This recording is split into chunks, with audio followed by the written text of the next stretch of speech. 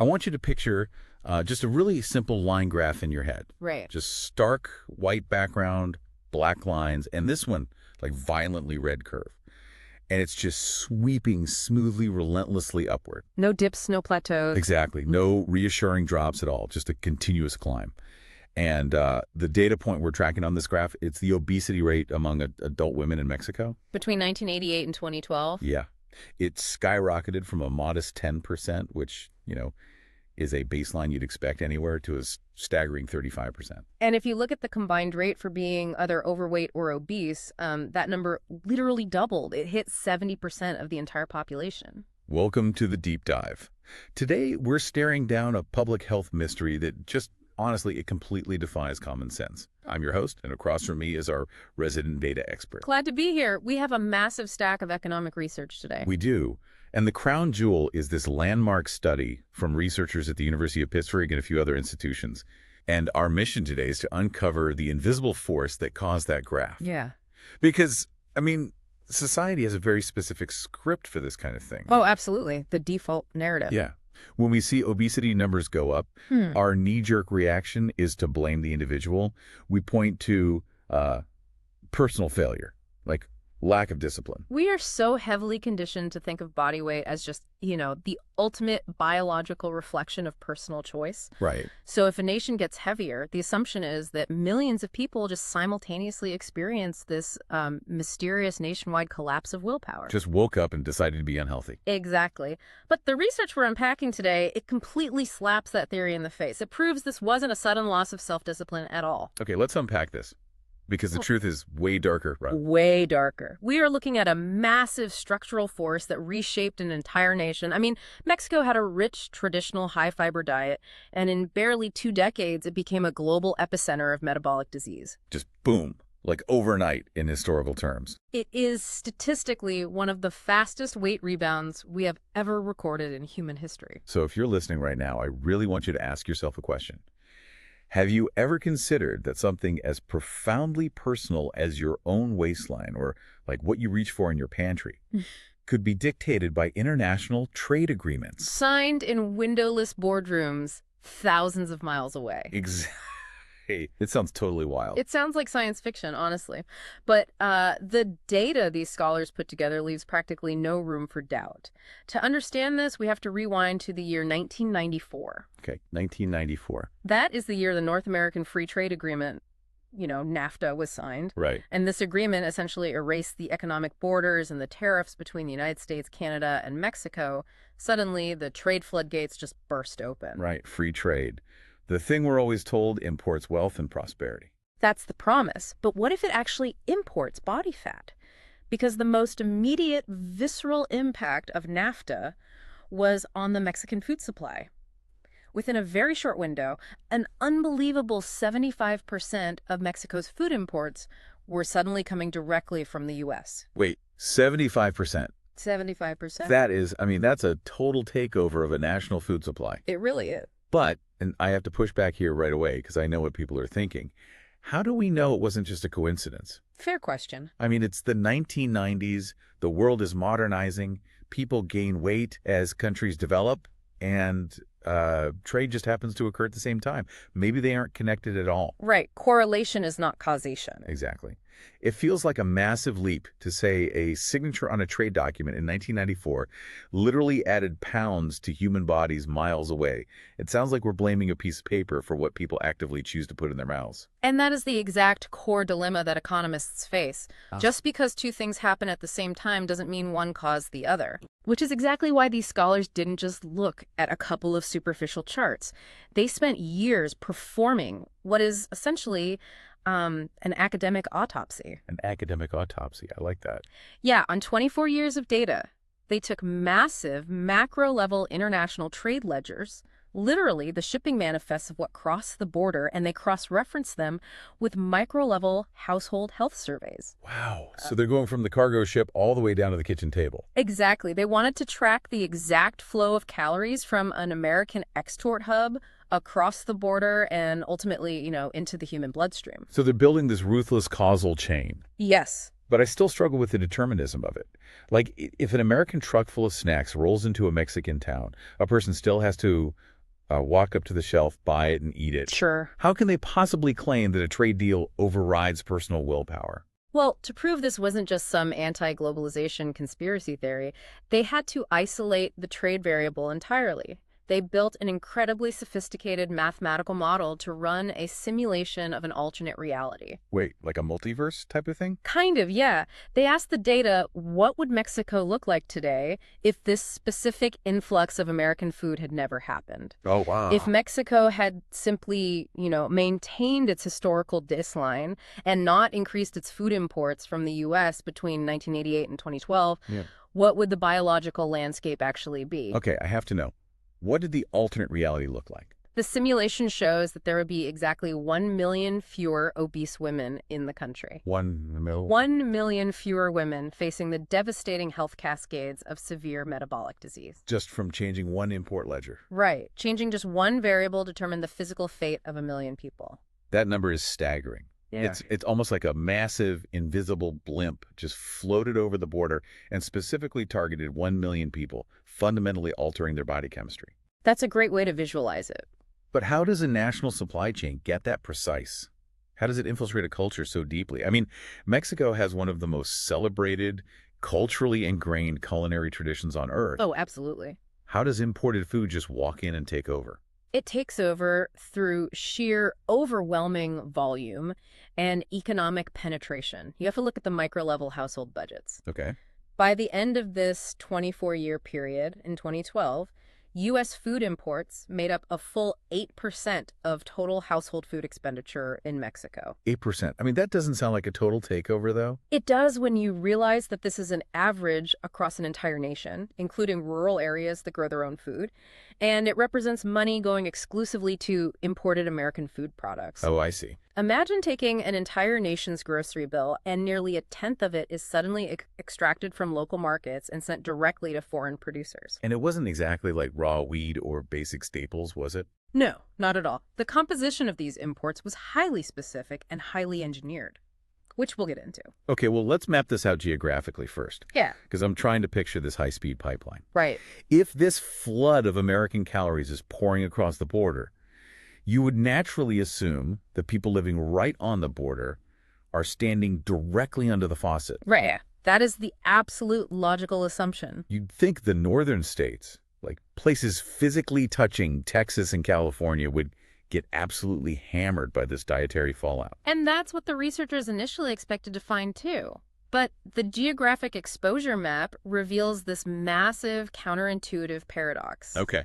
The further you were from the United States, the deeper American food infiltrated your body. Wait, that's entirely backward. I know. It's like standing right next to a splash zone at a water park and staying perfectly dry while the person sitting in the back row gets completely soaked.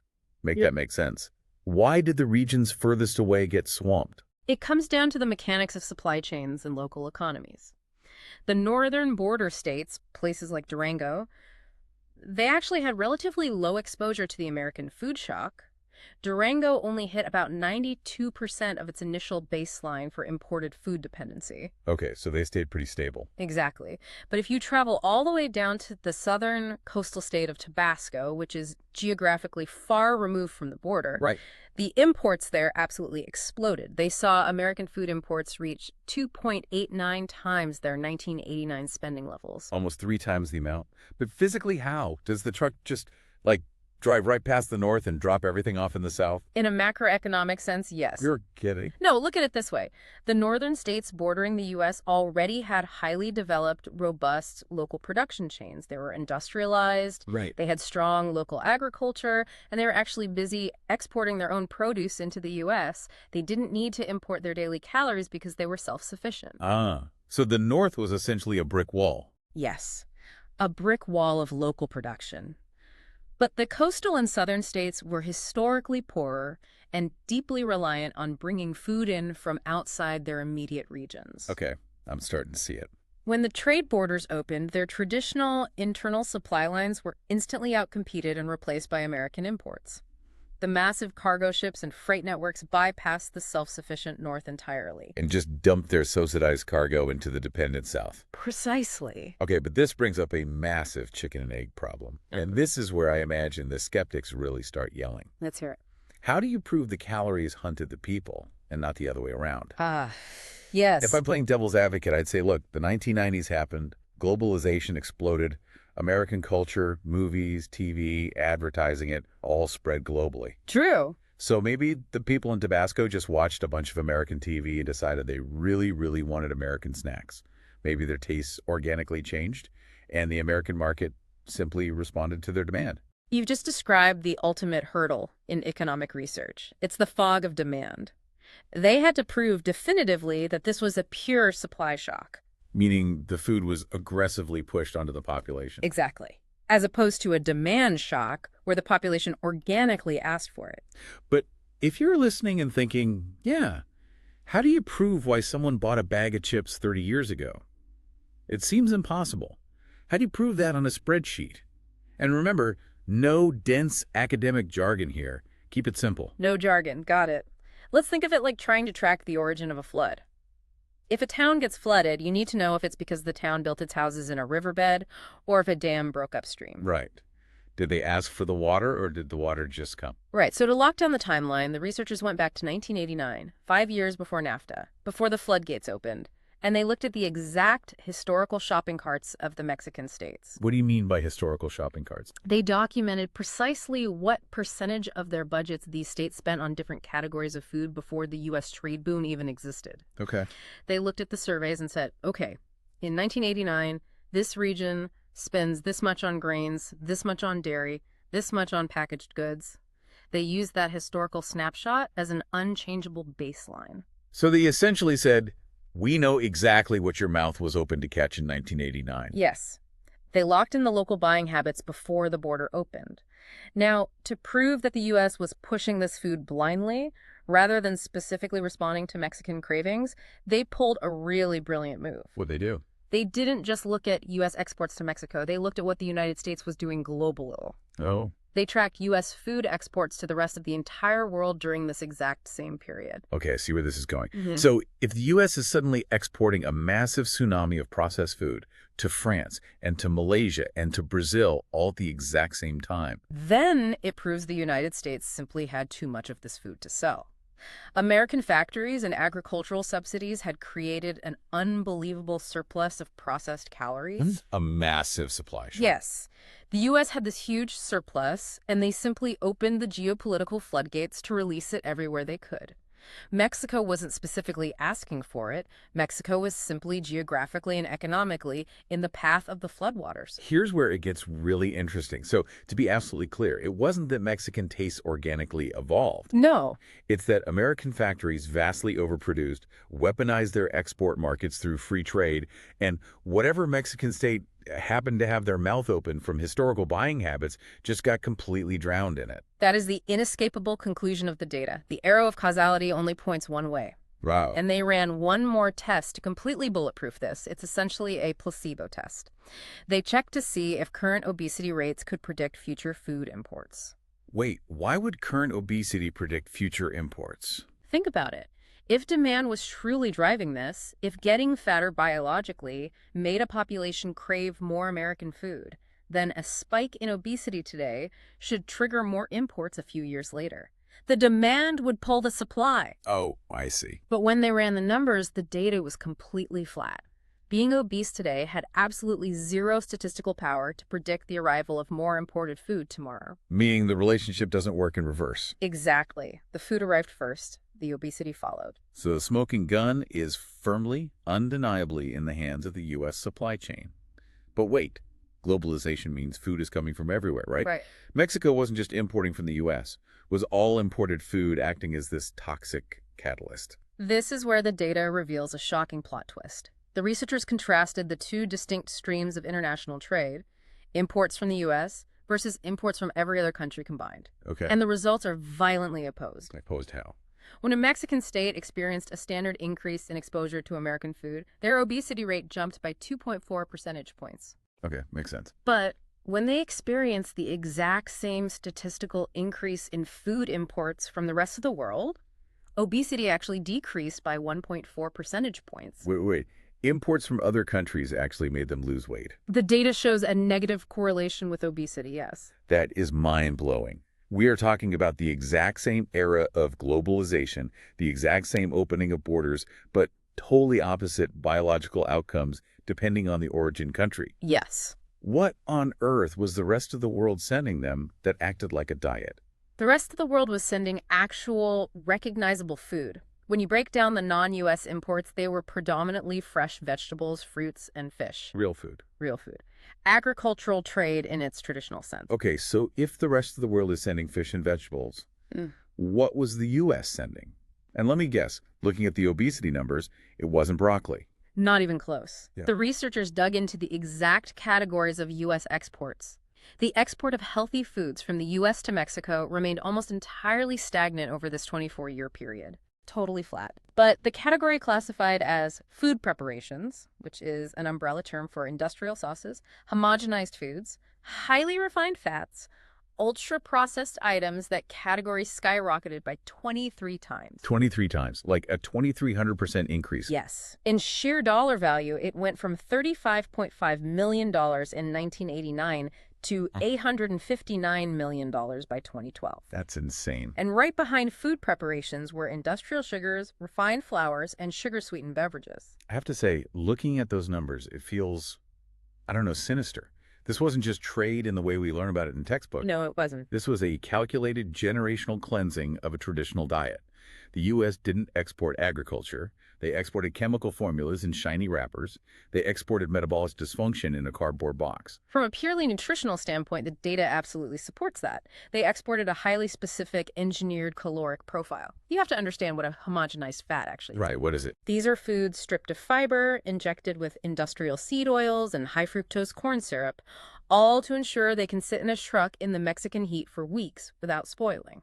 And the human body is just entirely unequipped to process that. Especially a population historically adapted to a different dietary profile based on complex carbohydrates like maize and beans. But this brings me back to the human element. And I really want to understand the psychology here. Even if this food is pushed on them, even if it's suddenly everywhere on the shelves, why did the Mexican people buy it? That's the tragic part. Right. Because if you're used to eating fresh, healthy, local food, why switch to a homogenized fat stick? Because they were caught in a brutal, invisible economic trap. We have to look at the macroeconomic reality of Mexico during the mid-1990s. Okay, set the scene for me. What is happening in Mexico in, say, 1995? Following what was known as the peso crisis, Mexico experienced brutal, punishing inflation. The value of their currency collapsed. Over a very short period, the overall prices of basic goods in the country tripled. Tripled. The cost of living became absolutely suffocating for the average household. Right, but if everything is tripling in price, how does that lead them specifically to American junk food? Wouldn't they just buy less of everything? Because the flood of the U.S. food supply acted as a complete market floor collapse for the price of junk food. A market floor collapse. Yeah. You have to look at how American agriculture operates. The U.S. heavily subsidizes the production of corn and soy. They produce mountains of high fructose corn syrup and cheap oils essentially below the cost of production. So the U.S. government is artificially keeping the raw ingredients of junk food cheap. Yes. So, while local Mexican food prices were skyrocketing due to inflation because local farmers suddenly couldn't afford fertilizer or fuel to transport their fresh crops, the massive American agricultural machine was dumping these ultra-processed foods onto the market. Wow.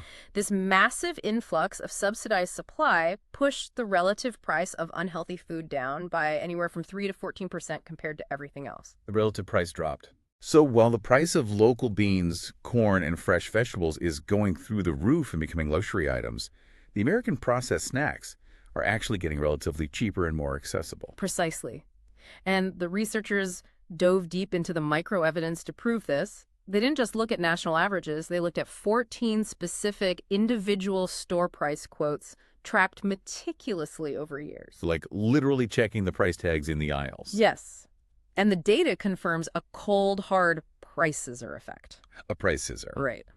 The retail prices of unhealthy, ultra-processed foods dropped significantly due to the U.S. dumping. Meanwhile, the prices of healthy, traditional foods didn't budge downward at all. They stayed high with inflation. Let me put myself in the shoes of a consumer then. Right. If you're a struggling mother in Tabasco, and you're walking the aisles of a local market, watching the price of absolutely everything you need to keep your family alive triple, Right. and suddenly, this imported, brightly colored box of ultra-processed food is literally the only thing getting cheaper, you buy it. Of course you do. You are making a bad health choice out of ignorance or lack of willpower. You are just trying to survive the week financially.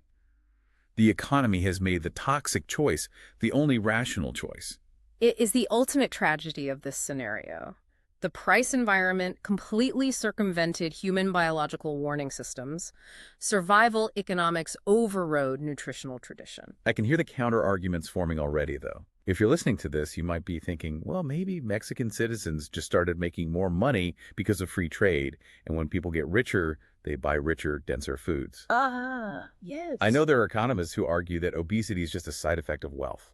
That is a very famous hypothesis. It's called the disease of affluence argument. Right. The idea is that free trade makes a developing country richer, and as incomes rise, people transition away from manual labor, they buy TVs, become sedentary, and they eat more meat and calories. It frames obesity as almost a luxury problem, like we're so rich we can afford to be fat. Exactly. But the data from this study completely humiliates that theory in the context of Mexico. Really? Yes. The researchers controlled for GDP growth and labor characteristics across all the Mexican states. They ran the math. If the affluence theory was correct, the states that got the richest should see the highest spikes in obesity independent of the food imports. And what did the scatter plot look like? The line was completely flat. Flat. The mathematical link between rising GDP and rising obesity in this specific context was practically non-existent. It was statistically insignificant. So being fat wasn't a side effect of getting rich at all? No, it was a biological deprivation born of poverty. It wasn't wealth making them sick. It was the specific, cheap food acting as a substitute for wealth. Okay, what about another massive target in this conversation? The Walmart theory. Let's talk about it. Because whenever we talk about the destruction of local economies and the sudden rise of junk food, everyone points the finger at the big box retailers. People assume that massive retail chains swooping into Mexico and building supercenters on every corner caused this crisis. It is a very common assumption. Big retail is highly visible, so it naturally takes the blame. So did they test that? They did. They tracked the density of Walmart stores across the Mexican states to see if retail penetration correlated with the obesity spike. And the data shows something that will deeply surprise a lot of people. States with a higher density of Walmart stores actually saw their obesity rates rise slower. Wait, slower? Are you saying Walmart protected them from obesity? Not protected them exactly, but it clarifies the true mechanism. What is Walmart's primary economic function? Logistics. Supply chain. Right. It's not to invent food. It's to drastically improve supply chain efficiency for absolutely everything. They bring down the cost of distribution across the board for TVs, clothing, junk food, but crucially, also for fresh produce and healthy goods. So we had to separate the logistics network from the product itself. Exactly. Walmart is just the delivery vehicle. It's the cup. The U.S. ultra-processed food is the liquid that was actually poured into the cup. That makes a lot of sense. A highly efficient supply chain doesn't fundamentally alter your metabolic health. The chemical composition of the food moving through it does. If Walmart efficiently delivers fresh local vegetables, obesity doesn't rise. If they're forced to deliver heavily subsidized U.S. corn syrup, it does. So blaming Walmart or retail expansion for the obesity crisis is essentially like blaming the post office for delivering a pipe bomb. That is exactly it. Yes. The mail carrier brought the package to your door, but the real culprit is the entity manufacturing the explosive calories and utilizing the mail system to distribute them. That is a dark but structurally very accurate analogy. The retail infrastructure was entirely agnostic. The toxicity was inherent in the American export itself, not the store that sold it. This brings me to a really depressing realization. What's that?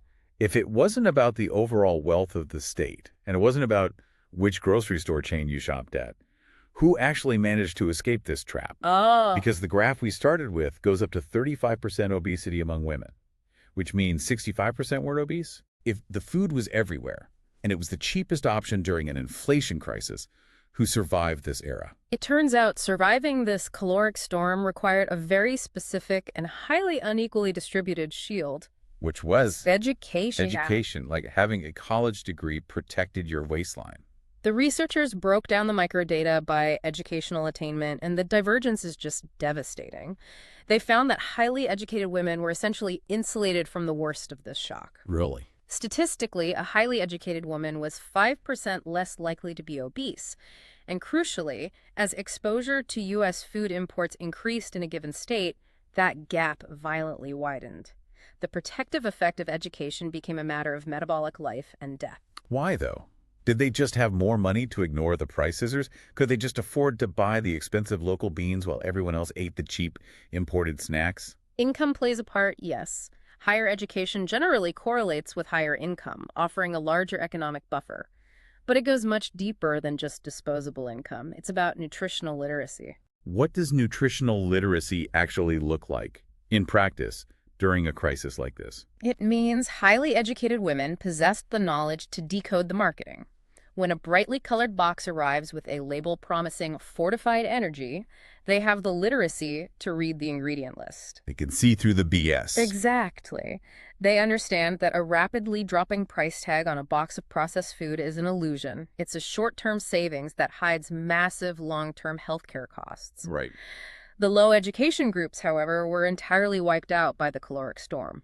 They lacked both the economic buffer to buy alternative foods and the nutritional literacy to defend themselves against the marketing. It's incredibly bleak. Yeah. In the blinding, democratizing light of globalization, basic physical health mutated into an expensive, class-based privilege. It did. But I have to wonder, even if you have less education, at some point you realize a certain food is making you lethargic or sick. You think so? And the inflation crisis of the 90s doesn't last forever.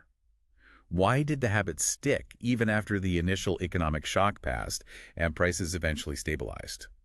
Because of a concept economists call taste habituation. But in the context of global trade and highly engineered foods, it operates more like taste colonialism. Taste colonialism. Wow. That is a heavy, heavy phrase. Unpack that for me. It reflects the biology of the situation. Yeah. We aren't just talking about people deciding they like the flavor of a new snack. We are talking about physiology. Okay. Once a population is repeatedly exposed to incredibly cheap, hyper-palatable, ultra-processed foods that are literally scientifically engineered in American laboratories, to hit the precise bliss point of sugar, fat, and salt, their bodies physically change. They get addicted. Families formed a deep, literal physiological dependency on these specific flavor profiles. So it's essentially biological hacking. Once the multinational corporations' chemical formulas domesticate your tongue and hijack your dopamine receptors, your weight and ultimately your lifespan no longer belongs to you. You've been colonized from the inside out. And once that habit was locked in, the daily economics of it almost stopped mattering. No. Even if the price of local healthy corn and beans stabilized later on, the neurological and physiological habituation to the American ultra-processed diet was already permanently entrenched in the population. The baseline of what tasted good or satisfying had just fundamentally moved. Which means this wasn't just a few individuals making poor choices at the margins. This physiological hijacking shifted the biological reality of an entire nation. And this brings us to what might be the most terrifying piece of data in the entire study. Terrifying how? The researchers looked at the entire distribution curve of the body mass index, the BMI, for the Mexican population. Okay, picture a bell curve for me. What happened to it? If this was a problem of a small subset of people, say, the most vulnerable or the least educated suddenly overeating, you would see the right tail end of the curve stretch out. The heavy people would get heavier, while the rest of the population stayed roughly the same. That makes intuitive sense. But that's not what happened. The data shows that the entire bell curve, from the absolute thinnest people on the left to the heaviest people on the right, shifted perfectly parallel to the right. Every single person got heavier. Every demographic. The entire societal baseline just marched right off a metabolic cliff together. It was a total dead-end physiological drift. There were no pockets of total immunity. And it represents the ultimate nightmare scenario for developing nations, a phenomenon global health experts call the dual transition. The dual transition. I've heard that term thrown around in global health circles, but how does it apply here? In the standard historical model of global development, countries fight a long, arduous battle against infectious diseases, malaria, cholera, tuberculosis, basic undernutrition. As they develop infrastructure, they conquer those.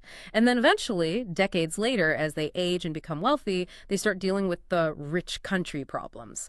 Heart disease, diabetes, obesity, these are metabolic diseases. Right. You fix the water supply, you build hospitals, and then 50 years later, you start worrying about building gyms and telling people to get on treadmills. Yeah. It's a linear progression. Exactly. It's supposed to be linear. But in the modern era of hyperglobalization, developing nations are encouraged and often pressured to throw open their doors to global trade instantly. And what happens? A brutal collision of timelines. Mexico in the 90s was still fighting infectious diseases and undernutrition in its poorer regions. And suddenly, overnight, they are hit by a tsunami of metabolic diseases triggered by the dumping of ultra-processed foods. So what does this all mean for their healthcare system? How does a country handle both at once? It means total systemic collapse. Their healthcare infrastructure is completely fragile and entirely unprepared. They have rural clinics built and funded to hand out antibiotics and treat dysentery, and suddenly they have millions of citizens showing up requiring lifelong insulin prescriptions and dialysis for advanced diabetic kidney failure. Jeez. It's like bracing your house for a hurricane, putting plywood over all the windows, reinforcing the roof, and instead, the foundation is quietly, systematically eaten by termites. The medical system was looking the wrong way entirely. And this termite damage, to use your analogy, completely changes how we have to calculate the success of global economics, which brings us to the ultimate reckoning of free trade theory itself. This is the part that really makes you reevaluate everything you read in the business section of the news. When a country's economic boom is paid for with the insulin bills and amputated limbs of its own citizens, is it a victory of development or is it invisible plunder? Well, if you look strictly at the traditional economic ledgers, NAFTA was heavily promoted as a massive success for Mexico. Right, the politicians loved it. The macroeconomic math is undeniable on paper. Following the agreement, Mexico's agricultural exports to the United States surged an incredible 16-fold. 16-fold. They became an absolute powerhouse, exporting pristine avocados, tomatoes, and berries to stock American supermarkets year-round. Traditional economists looked at those export charts and cheered. They saw the GDP line going up and called it a win. But the researchers in this study are saying those cheers were completely hollow. Hollow and tragically short-sighted. Because that macroeconomic wealth generated by the export boom did absolutely nothing to protect the local consumer's daily reality. While the pristine, healthy produce was shipped north to affluent American suburbs, the toxic, ultra-processed surplus was dumped south into vulnerable Mexican communities. That is just wow. The dumping of this unhealthy food created an incalculable public health deficit. The astronomical future cost of treating millions of new cases of diabetes, heart disease, and severe obesity completely shatters the traditional, purely financial models of economic welfare. So the GDP went up, but the life expectancy and the quality of life plummeted. The country got richer on an international spreadsheet, but the actual citizens were bankrupted by medical bills and chronic illness. Exactly. The researchers quote the bitter lament of United Nations officials who have watched this unfold over the last 3 decades. What'd they say? They pointed out a devastating truth. If only public health metrics had been factored into the NAFTA negotiations, if someone, anyone, had looked beyond tariff rates and considered the biological impact of dietary shifts, this entire human tragedy could have been prevented, or at least heavily mitigated with protective policies. But they didn't. They let the invisible hand of the market dictate the diet of millions. And the market, predictably, chose to push the cheapest, most addictive, and most profitable calories available. And the most urgent part of this research is that it isn't just a history lesson about Mexico in the 1990s. This isn't a closed chapter. No, it is happening right now. If you're listening to this today, right this very minute, massive cargo ships filled with the exact same ultra-processed, chemical-laden foods are pulling into ports across Southeast Asia, across sub-Saharan Africa, across new emerging markets in South America. They are entering economies that are just as medically and economically unprepared as Mexico was in 1994. The historical loop is playing on a silent, devastating repeat. The exact same data curves, that stark red line we visualized at the beginning, are beginning to tick violently upward in entirely new populations. Because the mechanisms of international trade have not learned this lesson. The traditional economic ledger still only measures capital. It does not measure health. So, to you listening right now, when the next massive global trade deal is breathlessly announced on the evening news, when the politicians sign the papers in the name of unprecedented prosperity, lower prices, and free market access, I want you to look past the GDP projections. Ask yourself the question that this data forces us to confront. Who is really paying the true price of that prosperity? And whose bodies are being traded to secure it? Think about that invisible pipeline of highly engineered calories waiting at the border and wonder, where is it heading next?